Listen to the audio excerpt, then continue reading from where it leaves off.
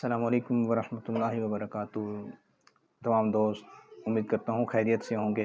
एक शख्स मेरे पास आया और मुझे कहने लगा कि मैं बहुत ज़्यादा परेशान हूँ। वो इसलिए कि मैं एक अच्छे ओहदे पर फाइज़ हूँ और मुझे एक अच्छी खासी इनकम उससे हासिल होती है।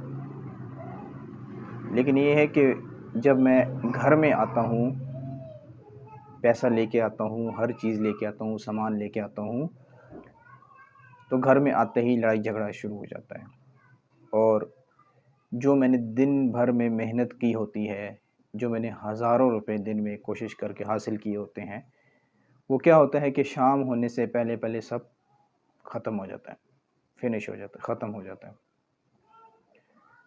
तो कहने लगा कि मुझे बताएं अब मैं कौन सा अमल करूं, ये मेरी क्या गलती है, मेरी क्या कोताही है कि जिसकी वजह से मेरे साथ ये मामला हो रहा है।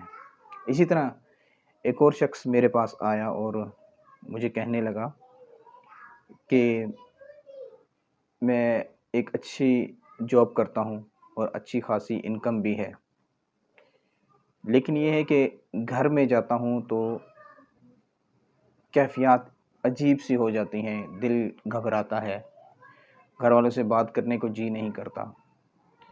और घर वालों की भी यही कैफ़ियत है कि वो मेरे साथ मतलब उनका जी नहीं करता कि मेरे साथ बात करें।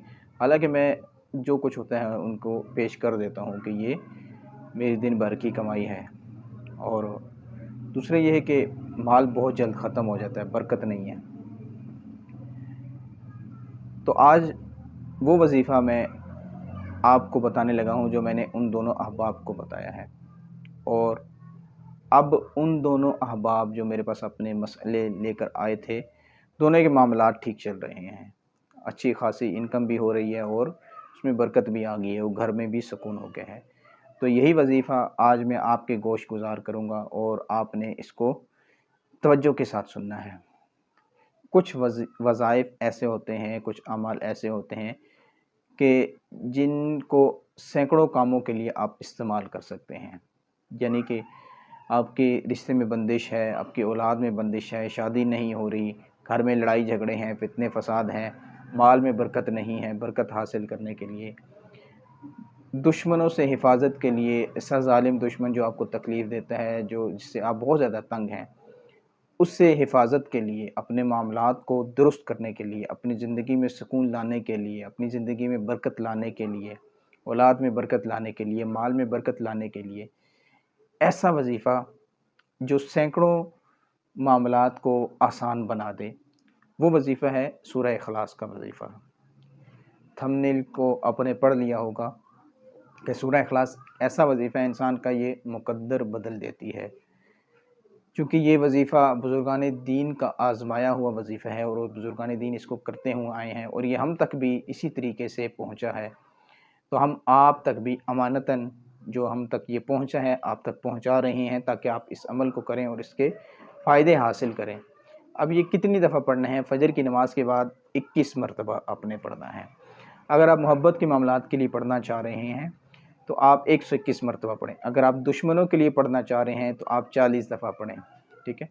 लेकिन 21 जो तादाद है, आप हर काम के लिए चाहें इसको पढ़ सकते हैं। दुश्मनों के लिए भी, मोहब्बत के लिए भी, दौलत के लिए भी आप इसको फ़जर के बाद पढ़ सकते हैं। पढ़ने के बाद आपका जो मकसद है उसके लिए आपने दुआ करनी है। जी हाँ, तो ये था वो बेहतरीन वज़ीफ़ा जो मैं आपकी गोश गुज़ार करना चाहता था। उम्मीद करता हूँ कि आपने इसको तवज्जो से सुन लिया होगा। शुरू और आखिर में दुरूद पाक आपने 11-11 बार पढ़ना है। इसके अलावा इस वज़ीफ़े को पाबंदी के साथ करना है। इंशाअल्लाह बहुत जल्द ये आपको रिज़ल्ट देगा।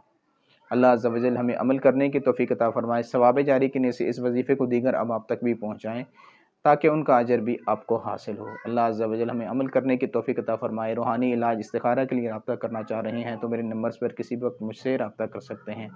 आमीन। अस्सलामु अलैकुम व रहमतुल्लाहि व बरकातुहू।